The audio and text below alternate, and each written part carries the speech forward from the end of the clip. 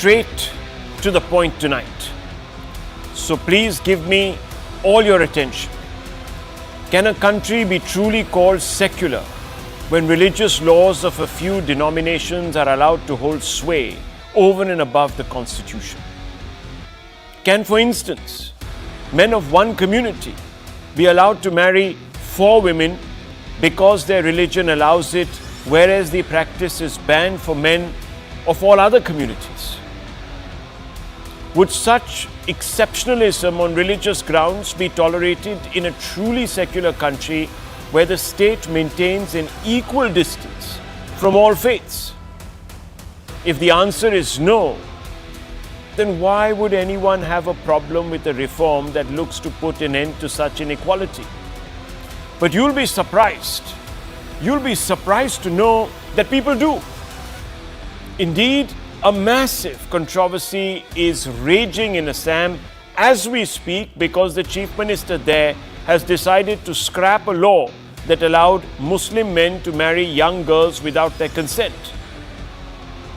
And also halt a tradition wherein Muslim legislators were allowed to take a double Friday namaz break in the State Assembly.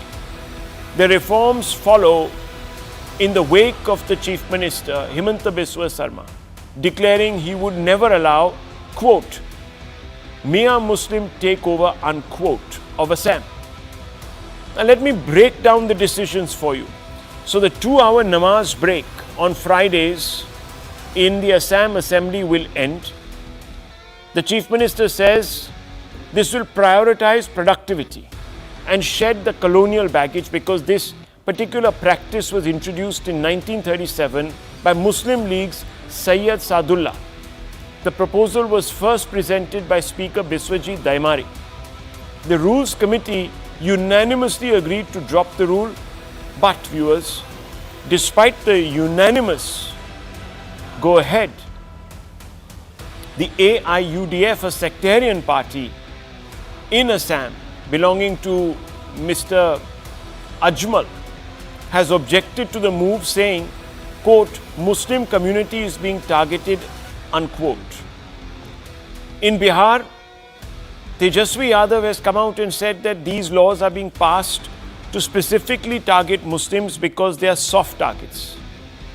Now, over the last few years, the Chief Minister has made it clear that he intends to make a clear break between state and religion in Assam. Towards this end, he has been pursuing what he describes as a reform agenda. Here are some big moves made by the Chief Minister in the name of what he calls is hard secularism. And let me walk you through some of these moves, viewers. A bill was passed to abolish a 89-year-old Assam Muslim Marriages and Divorce Registration Act and Rules of 1935. The law will make it illegal for qazis to officiate marriages or for children to be married. The Chief Minister has declared that Assam will be the 3rd state to introduce the UCC. However, tribal communities will be exempt from the UCC. The Assam Chief Minister announced he would introduce a law to prohibit polygamy, citing the need to protect women's rights and promote gender equality. Madrasa reform undertaken by merging these religious schools with the General Education Board. Students now exposed to science, mathematics and computer science. His state government launched the, quote, Mission Mrityunjay, unquote, to prevent child marriages across religions and regulate the age of marriage in the state across religions. Established a department to promote and give equal importance to Assam's indigenous faith and culture. Not just this, viewers. It's not just, Muslim customs that are being targeted or that are being reformed. Let me tell you, viewers, that the State Chief Minister will also bring in laws to regulate Hindu marriages, making registration of Hindu marriages also compulsory. The idea is of the entire exercise is to prevent child marriages and ensure women's rights across the board. Additionally, the Assam government has also decided to amend the Hindu Succession Act to ensure equal property rights for Hindu women. And as I told you, there has been an additional commitment to introduce a uniform civil code, which means that all religious exceptionalism guaranteed by personal laws would be gone. So I fail to understand how this is in fact something targeting only one community because they are soft targets, so to speak. Viewers, why is there such a resistance to hard secularism in this country? Why should there be people claiming exception? And why is it that this tradition is continued for such a long period of time? Let's open this up. Let's ask some fundamental questions tonight, viewers. It's a very critical debate. Let's all be even-tempered. Sensitive issues. Let me begin with Abhijit Iyer Mitra, Senior Fellow of the IPCS. Toif Khan is also there with us, advocate and a political analyst. Kamru Chaudhary, a political analyst. Rajat Sethi, a political analyst, will be joining us. But Mr. Iyer Mitra, put this into perspective. Why is there, first of all, this massive outcry? The Chief Minister has made it clear that he's actually going to be bringing in the UCC very soon. Yes. So any exceptionalism, any selective sort of targeting, etc., we won't, that'll just completely go out of the window. It'll fly in the face of the sort of propaganda. And secondly, why have these traditions existed so long in the first place? What's going on? So first of all, thank you, Rahul. So first of all, we need to understand that, there is a prevention against child marriage, which comes under the criminal side of things, not under the civil side of things, at 18 years of age, right? It is a criminal offense. In spite of that, you recently had the Mumbai High Court in a judgment say that it was fine for a Muslim girl to be married off at 15, defying a criminal law. You see, this is where civil law starts interfering in criminal law, and that judgment has been put on hold and it is now in review in the Supreme Court. Okay, this is number one. Number two, we need to understand that even in Arabia, Saudi Arabia and the Emirates, the minimum age of marriage has been left at 18. All right, the same rules apply to everybody out there. The Indian Sunni, let's keep the Shias out of this, because the Shia Personal Law Board had abolished child marriage, triple talaq and all of that long back. The Sunni community out here is heavily feudalized. They are controlled by this bunch of very small obscurantists belonging to a few families. And in that sense, it's an almost exact replica kind of what happens in Pakistan. This is only Sunni society in India we're talking about. Now, what happens out here is their entire game plan is to keep the entire community backward, uneducated. So you start introducing computers and science and whatnot in the madrasa syllabus and give them funds for that. That is also Islamophobia. Saying that Muslim girls can only be married off at 18 is also Islamophobia. The UCC is written into the directive principles of the Indian Constitution. This is Baba Saheb Ambedkar wanted a uniform civil code. The directive principles of state policy is what? That the country should strive to achieve them at the earliest possible. Now, when it suits them, they will go to religion and say, our religion doesn't allow it. You tell me, where does the Quran or any of the Hadith say that 18 is too old for a girl to get married? We also need to remember in those days in late antiquity, life expectancy was around 36. So, the girl was married off when she was at the peak fecundity. That doesn't apply right now. Today, life expectancy is something like 72 to 76 in India, depending on the gender and region. So, this is not Islamophobia. This is anti-obscurantism. And so the feudal powers that be and the most backward obscurantist people among them who have self-appointed themselves as the spokespersons of that community find that it affects their power base the most. So they will find any reason, whatever reason, and claim Islamophobia for everything under the sun.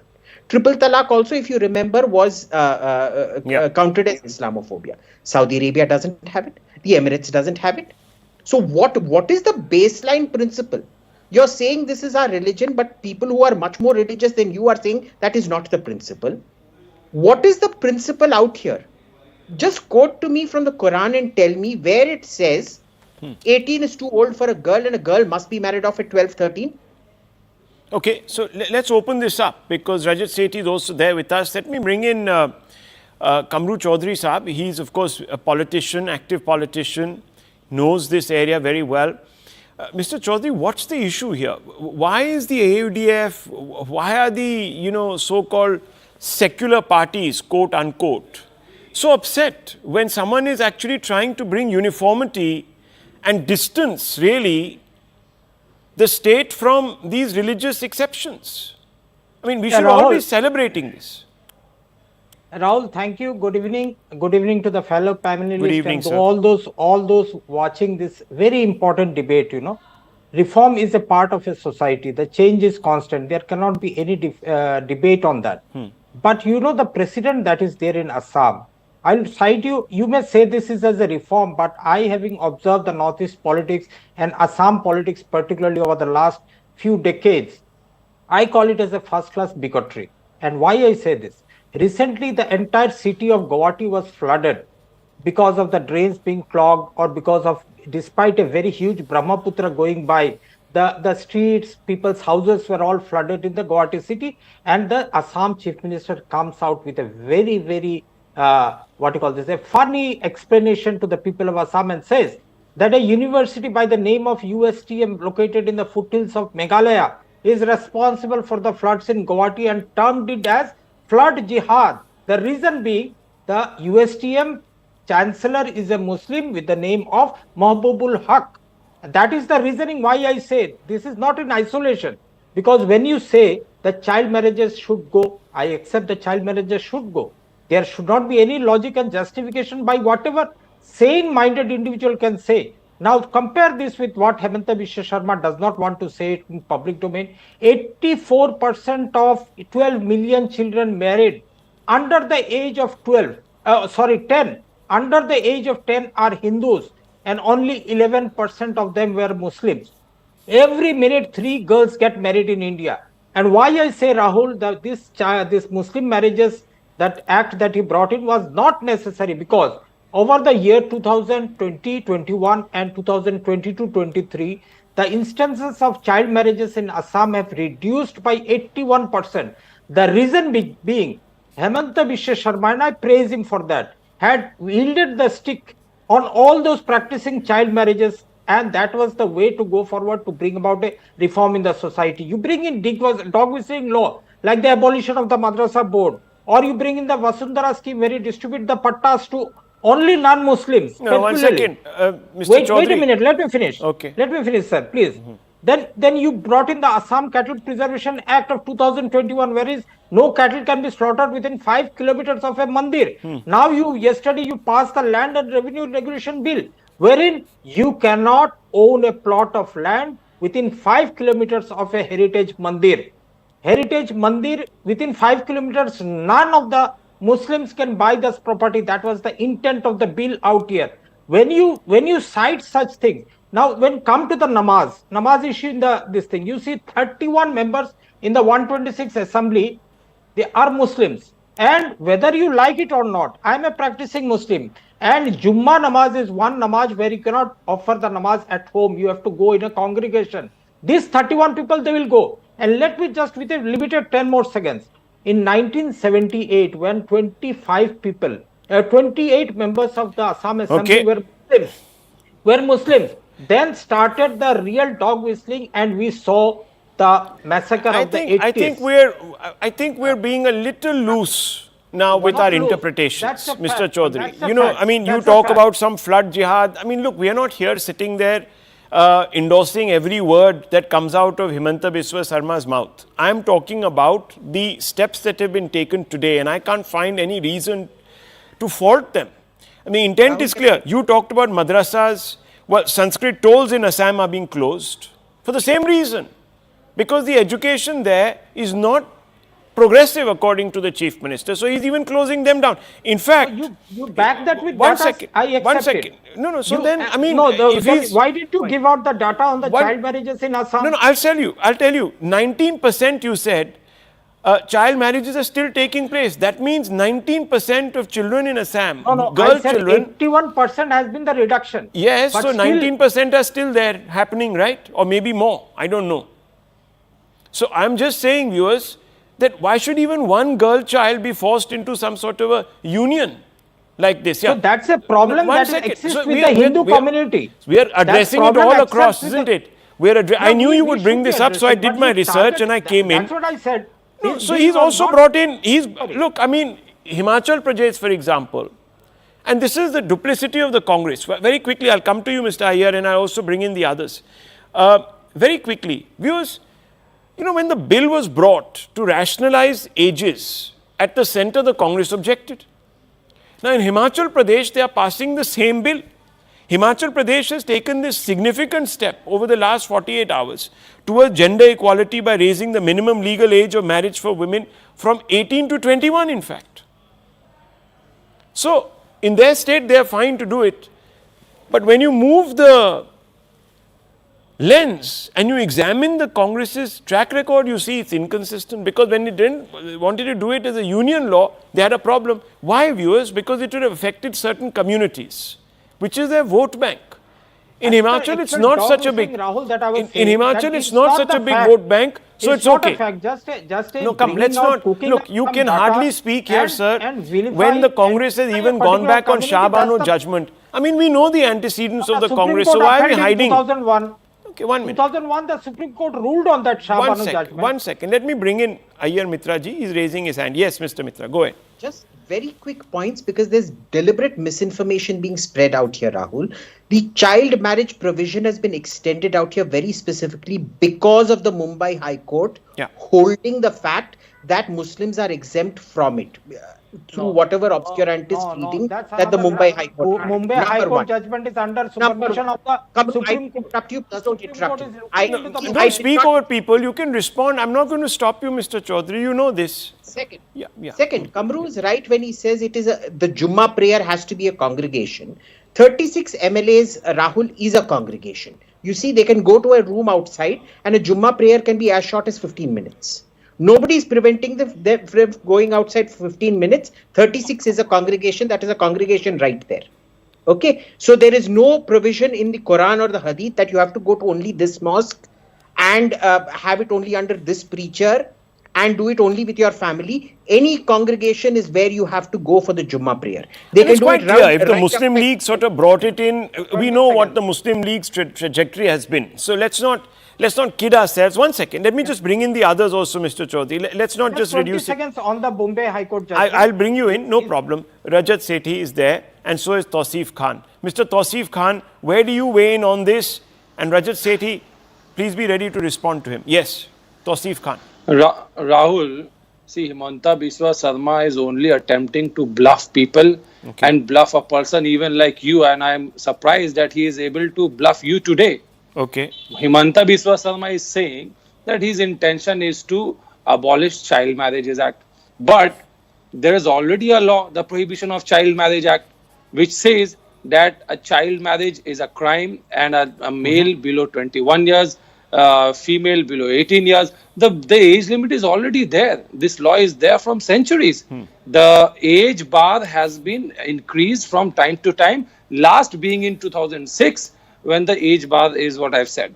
Now, Himanta Biswa Sarma is saying that I want to bring reform. Now, what if we are in a democracy? What does it mean? The law should be given by the people upon themselves instead of someone imposing law on a targeted population for their own political dubious reasons. This is not a demand from the community. Right. Here a specific act for Muslim marriages is being passed, where Qazi has been made redundant and marriages have to be registered by the registrar. That's what they are effectively doing. Okay. And then So they you are say bluffing that people. there should be- People said this is an abolition of child marriage. But this is already a law Okay, for so abolition it should of be child organic. marriage. You're Who is he saying trying to bluff? that the state should not interfere. They should not be pushing social reform. By that yardstick, viewers, can you imagine? We would have had untouchability continuously in our country today. We would have had sati. We would have had dowry. We would have had all sorts of. He is saying No, he's 1 not second, interfering triple with talaq, Muslim all personal sorts law. of. No, one I'm second, all quoting sorts of- Himanta Sarma. No, I'm only saying I'm you quoting made the Himanta point. Sarma Okay, 1 second. that Let me he bring in has Rajat said, Sethi. just 10 seconds. Yeah. Himanta Biswa Sarma himself is saying that I am not interfering with Muslim personal law. right? He has no intention. His only intention is to abolish the child marriage. Why is he being so kind to Muslim population and not extending the same law to other population, But he has. people Of of course other he has. Of course he denominations? has. Of And course he secondly, has. who is he bluffing? No, of course Secondly, he who is he has. bluffing? There is already a law. No, you Baba, haven't. there is already you a haven't law. looked. Let me Is bring in. Assam not Okay, part on of that the point. India? On that Is point. Assam not part of the territory of Wonderful. India? On that point, that let the me bring Indian in. Parliament No, no. law will not apply in Assam. Who On is he that bluffing? point, let me bring in Rajat Sethi. Yes, Mr. Sethi. Go ahead. Respond to the Tosi, advocate, I'll Mr. respond Khan. to Tosi. Yeah. Tosi, it's a very well-functioning democracy, and every nook and corner of our country is a well-functioning democracy. And unfortunately, or fortunately for you, this is not Saudi Arabia. King sort of comes in and decides what the rules and regulations are going to be. We have a structure wherein the voices of the people and Assam's people have repeatedly voiced over the past 10 years or so what they want what do they expect from their legislatures, and the legislature has therefore spoken. And they have spoken in no uncertain terms that any kind of discriminatory practices will not carry on. If you want to follow secularism, follow it in the letter and spirit of it. Blah, Period. blah, blah, blah. I don't understand why are you even coming in and debating on a topic which is absolutely open and shut thing. Kamru was talking about, there cannot be encroachment of land in and around 5 kilometers of temple. Do you know the condition of Satras and the Satra land? They have been nibbled away by illegal migrants for decades and decades. Now you have a responsive government only because the Assam's indigenous people decided that they've had it enough. They've had it enough for all these decades when they were, they showcase their humane side and allow unadulterated kind of infiltration coming in from Bangladesh, should completely change the tone and tenor and texture of their demography. Shut up, Tosi, if I'm speaking. Okay. Let him. The Please, let's way not of speak. child No, marriage no, act, 1 minute. blah, Let's blah, not blah. let's not get Indigenous personal people- and let's not the speak way over each other. indigenous Prohibition people- of child Rahul, marriage the act way is the indigenous question. Mr. people- Khan, I'll allow you to the way- rebut him. Why don't you just let him speak? He never interfered. The way Yeah. you go out and speak to the micro minorities of Assam, they feel that they'll end up in museums.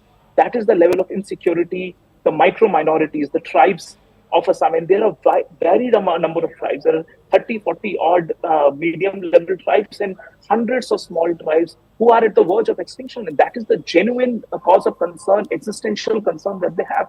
And if they want to safeguard their ways of life, their ways of culture, their ways of Okay, worship, so let me ask. what is the problem if you want to secure the land in and around Satra lands? Okay, let me So ask, this is Mr. just Chaudhary, do we have a very problem? predictable reaction, Rahul. Do we have a problem with the UCC in Assam? Do we have a problem? Well, let me answer Rajat Sethi's first fundamental question, if you permit me. Then I will come back to you. I wish you would sometimes answer me also with that equanimity. Sir, You because never that's answer a very, me. very Anyhow. important Okay. disinformation that you wanted to place out through your channel. Okay. Himanta Biswa Sarma and people like Rajat Sethi, they will say that the Muslim population will overtake the Hindu population by 2041. That's a stated fact from the CM Smith. And he will compare 1951 census along with 2011 census. The most important part out of this is that after 1951, the states of Meghalaya, Arunachal Pradesh, Nagaland, Mizoram, Manipur all came out from Assam, which were essentially non-Muslim states, which they were Christian states. So naturally, the population of Assam, which was counted together. No. Now let's not look. There is TFR data. There is also the Muslim growth rate. It is much higher. At least. Now coming to No, the one main second. question No, that let's not Rajat muddle up Sethi- the issue. No, you come next. Let me just finish Rajat Sethi. When he says that the Satras are in danger because of the illegal migrants. My simple question out here. When the National Registered Citizen exercise was carried out, all those people who have found their residence to be perfectly in order with the Indian laws and citizenship laws, 20 lakh people have failed that. Now, where does the illegal migrants come in? Just that because they happen to be so-called Mias of Bangladesh? How do you prove that they were illegal migrants? If I say Rajat Sethi is an illegal migrant, will he not file a case against me? Is that not against his Mr. Chaudhary, self-esteem? why are we going down these rabbit holes? So The point is tonight, the point tonight is about laws which are reformist in nature and the opposition to reform. Let's stick to all of this. All of the other stuff that you're bringing in sounds a little bit to me like a very convenient attempt to divert the topic. No, we should come back to the topic, viewers. Rajat Sethi, you want to come in? Abhijit Iyer, Mitra, I want to bring you in next. Mr. Khan is also raising his hand. Yes. the society of Assam is going through a flux. It requires certain amount of guided course correction, wherein all communities can coexist in a setup which is rights of Okay, we are having a problem with your audio. It's not coming through.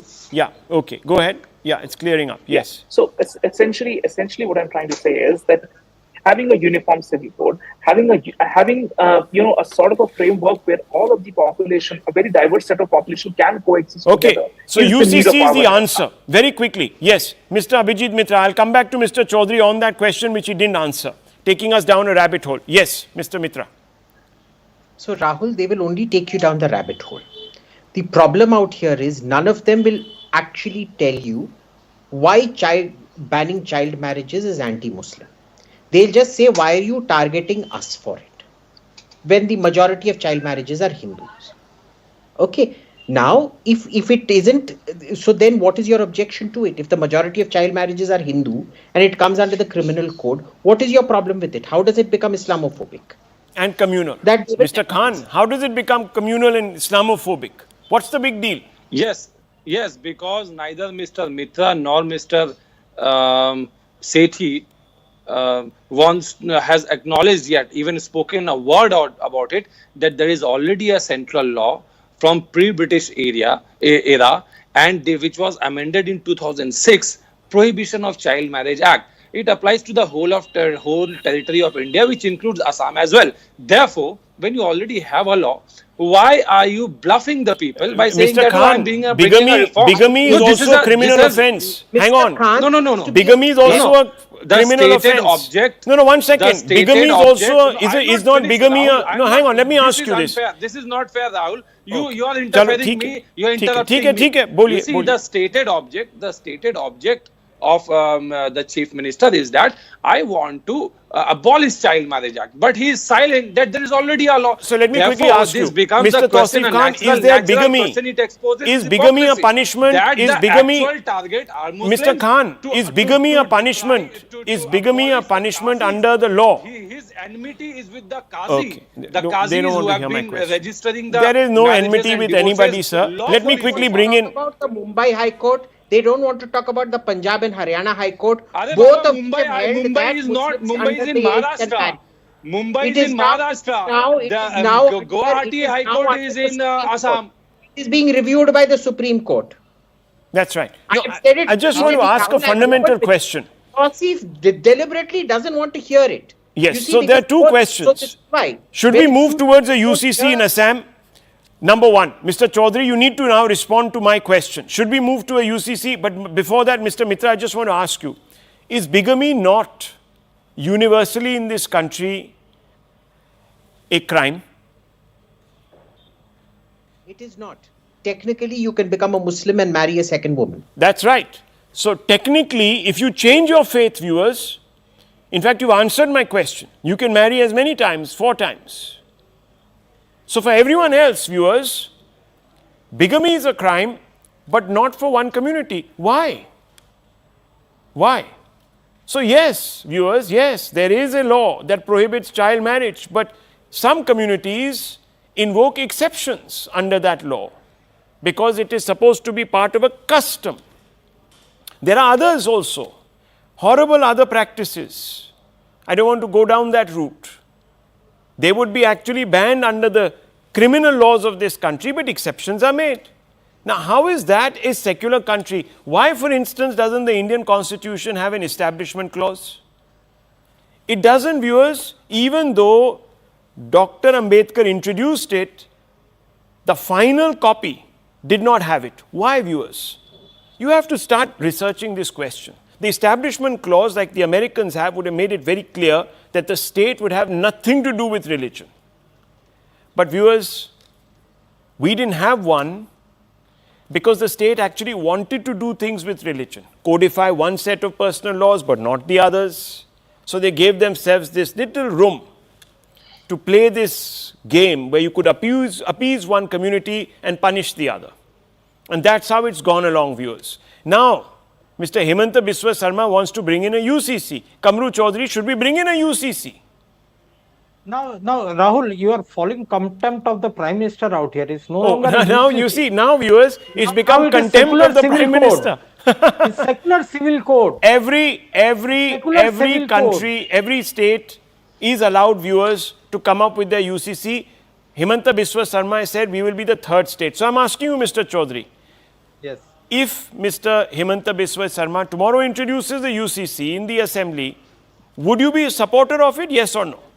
No, never. No, because never. it infringes So- my rights that is guaranteed under the Constitution. Yes. Now, what are these rights, viewers? To claim exceptions. because- to claim no, exceptions. no, you no, want no. your exceptions. To You right want to your practice little. my No. You religion. want your little You allowances. Right to practice my own religion, and nobody in this Right. world, however bigot he can be, so viewers, cannot interfere with yes, my they cannot religious interfere. practice. Now comes the truth. Now comes the truth. We will be exceptions to the rule. Now, viewers, how does that work Himanta, in a country that promises in the preamble that it is secular?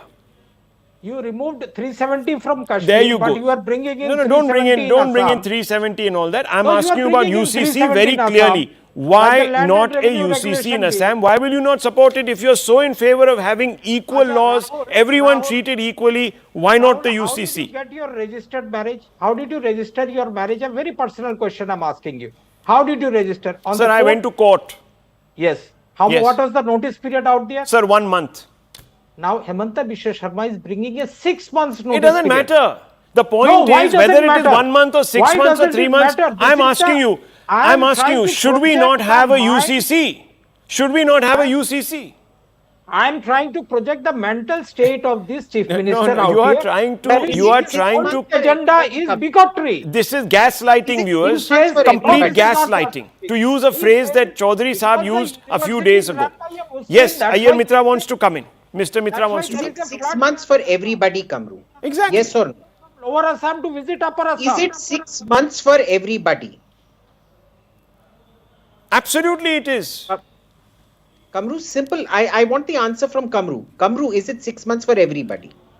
I don't know because I never I don't went know. in. I don't know. Sir. Why don't you I read went- him the I- clause? my Why don't marriage you was read him the under clause? Sharia law. Viewers, you see, this Registered proves under the the point. Sharia. This proves the point that I began with. And let me quickly recap that point that I began with, a series of questions.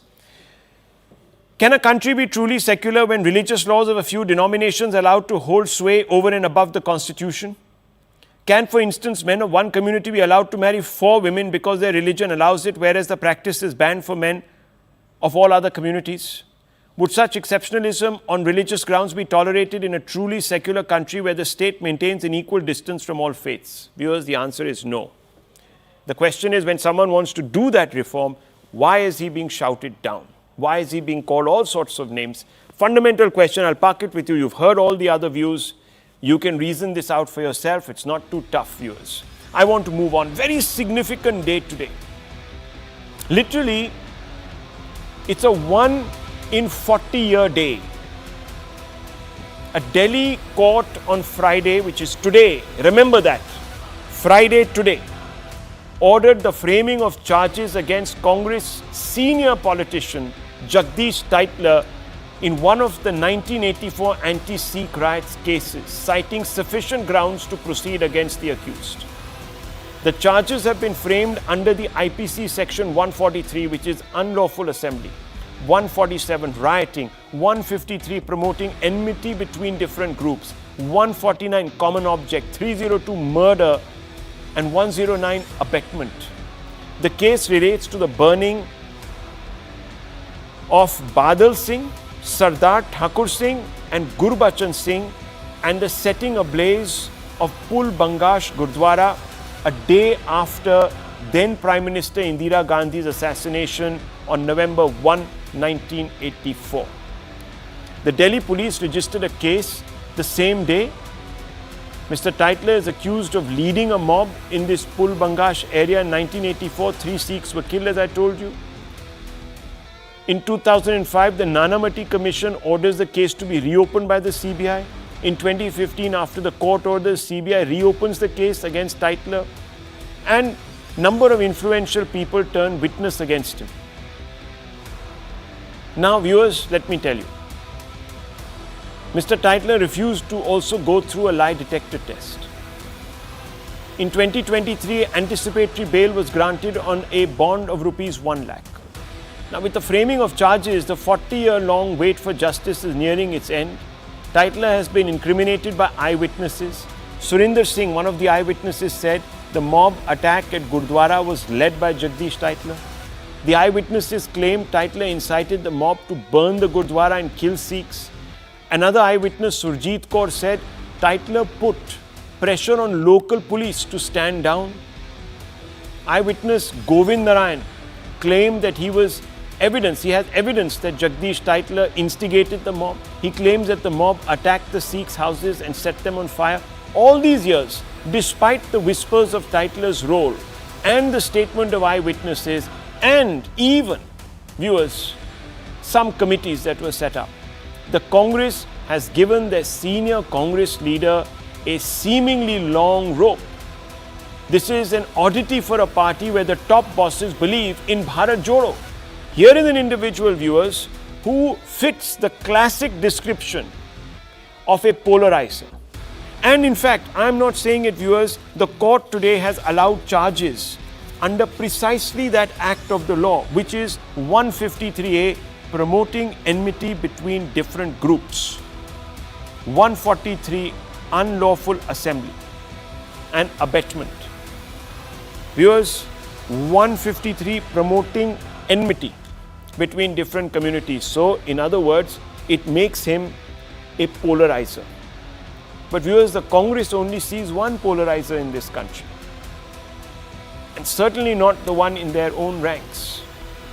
In January 2019, viewers, this man got a front seat at the Delhi Congress event. October 2021, he was made the permanent invitee to the Delhi Congress Committee.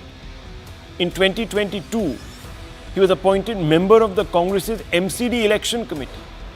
In 2022, star campaigner he was for the Congress in the MCD polls.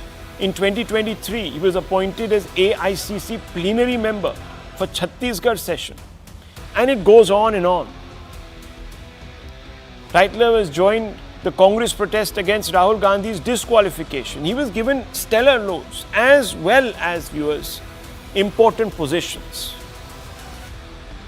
Now, how can a party that says that Tytler, who stands accused of the most heinous crime that someone could stand accused of in this country? We have to ask this question. We have to ask this question firmly. Before that, I want to bring in Manjinder Singh Sirsa, spokesperson of the BJP, who has been one of the leading figures in this fight for justice. So, as a member also, sir, of the Sikh community, welcome on this show. Big day in a sense. So, I don't want to use the word congratulations because, sorry to say, 40 years later or too late, is justice really denied in a sense. So, I can't say congratulations, but I can certainly say that at least there will be some consolation, if nothing else. Mr. Sirsa, I have to ask you, how as a community member striving in this long and arduous road to justice are you feeling today? What are the thoughts that went through your mind? Rahul, thanks. And very importantly, I must apprise you, and to your surprise and to your shock also, this is the same case in which Congress and the UPA government gave clean chit to Jagdish Tytler. It is the same case which Nana Committee Commission asked to register an FIR, and Dr. Manmohan Singh asked Jagdish Tytler to step down. But in spite of being a Sikh Prime Minister of this nation, we were not able to get a justice, and this man was out and out for almost 40 years. And most surprisingly, all these three witnesses which you named today have been ready to dispose from last 20-30 years. Nobody was listening to them. When he was given a clean chit, it was me as a General Secretary of the District Gurudwara Management Committee. I moved to the Kadkaduma court. At that time, it used to be the court in a Kadkaduma. So I said, when the witnesses are there, they are ready to dispose. Under what circumstances can CBI issue a clean chit? And at that time, the magistrate told that I have to go through this case, and I won't let this clean chit, I won't admit it. It took 3-4 months, and by the time the UPA government lost and the NDA came to the power. And CBI thereafter in the court admitted that if there is a witness, we will definitely elaborate that evidence and will seek for their statement. And this is how this case started. And then those witnesses appeared before, by the time this court changed to the Rouse Avenue Court, and those witnesses appeared before the judge, and the statement was given under 164.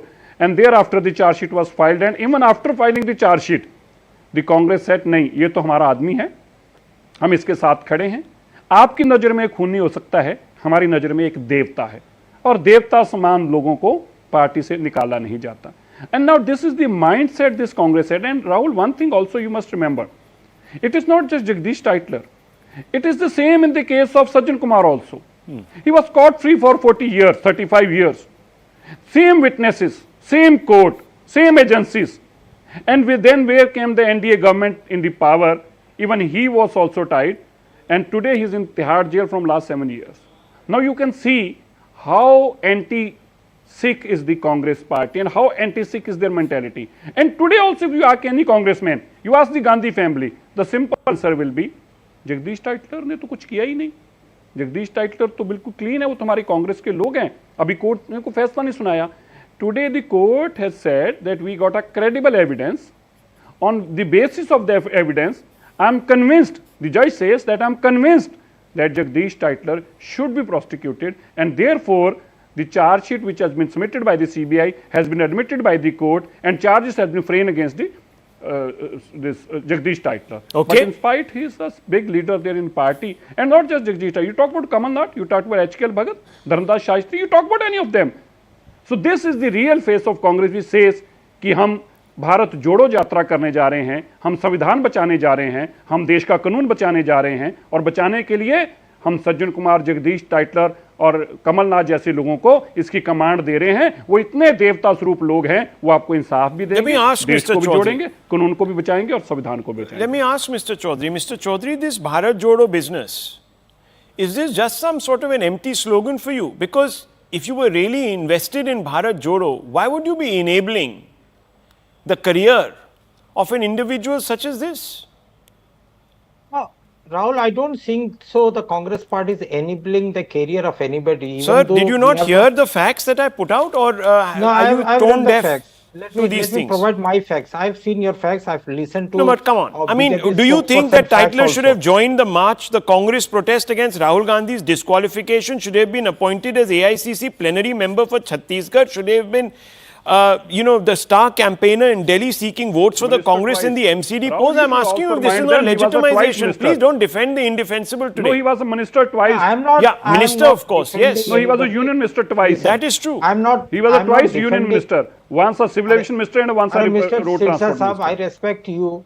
Please listen to my viewpoint. At least, sir, today be apologetic, Mr. Chaudhary, on behalf of your party. No, the point of an apology does not arise.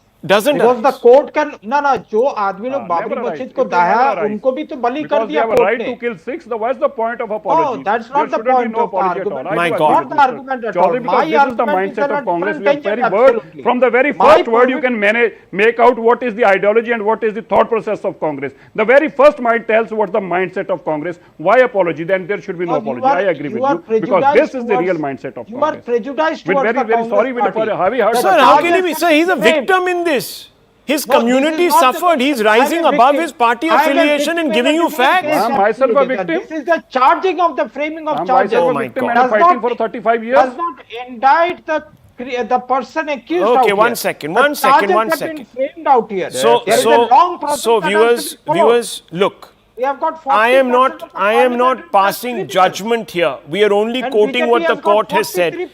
And even if there is, viewers, look at this. Presumed innocent till you're proven guilty, apply that razor, Rahul Shiv Shankar, I'm being told. The Congress party for 12 years went after Narendra Modi. 12 years, viewers. Calling him guilty. Maut ka saudagar was the word that they used. A definitive. Now the world One second. A definitive, viewers, a definitive indictment. They didn't wait for any court. The Supreme Court finally cleared him. I want to bring in Abhijit Iyer. Mitra, what do you make of this absolute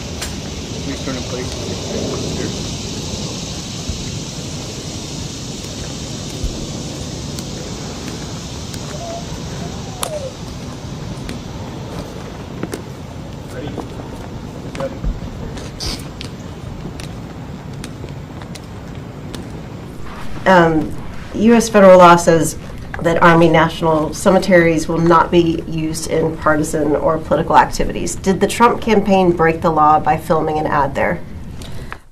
Look, for anything regarding any campaign ads, I would direct you to the campaign to speak to that, to the Trump campaign. What I can tell you is that, and I think the Army recently put out a statement earlier today that kind of went through what exactly happened in the incident. You can go on Arlington National Cemetery's website. It's very clear, the rules and regulations.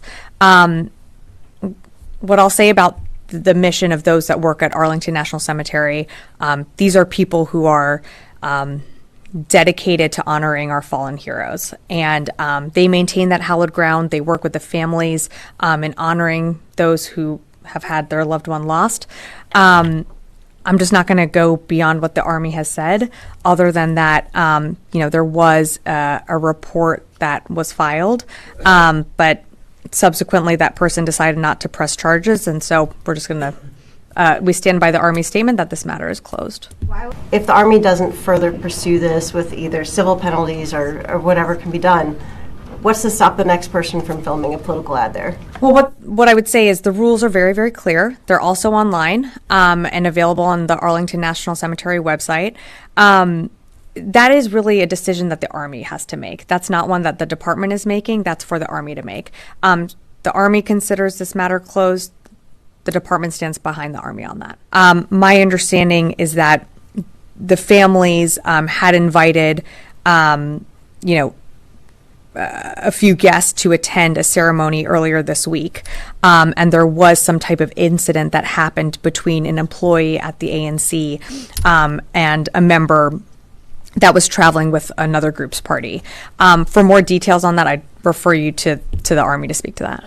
From my understanding and from what the Army said is that an ANC employee who attempted to ensure adherence to the rules of the ANC was pushed aside. The employee acted with professionalism and decorum, but there was a bit of an incident that did happen. What we want to focus on is the fact that the people that work at the Arlington National Cemetery every single day do so with dignity, work to preserve the memories of those who have made the ultimate sacrifice, and ultimately work with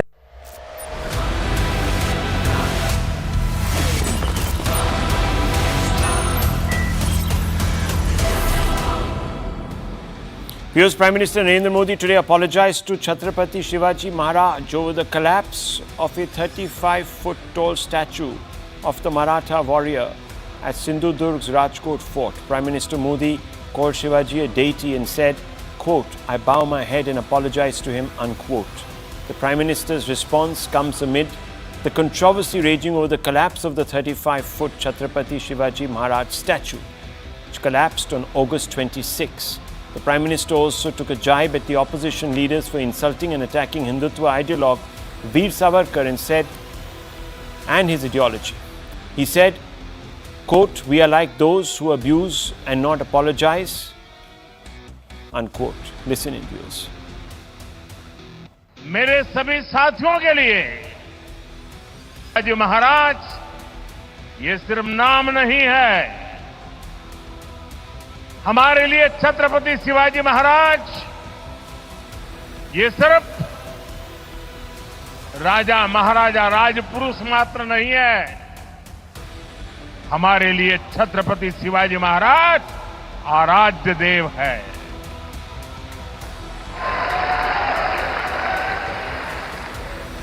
और मैं आज sir झुका करके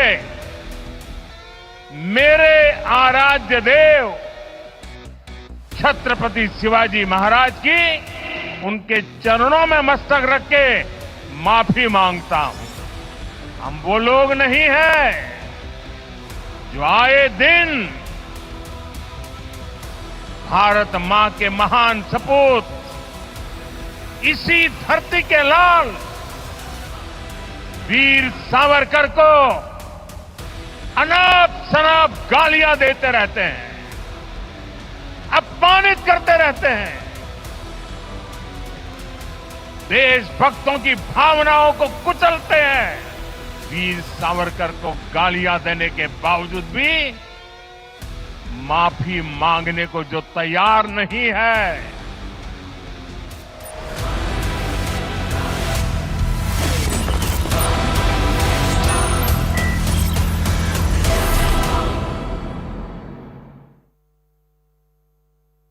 Co-powered by at Arlington National Cemetery.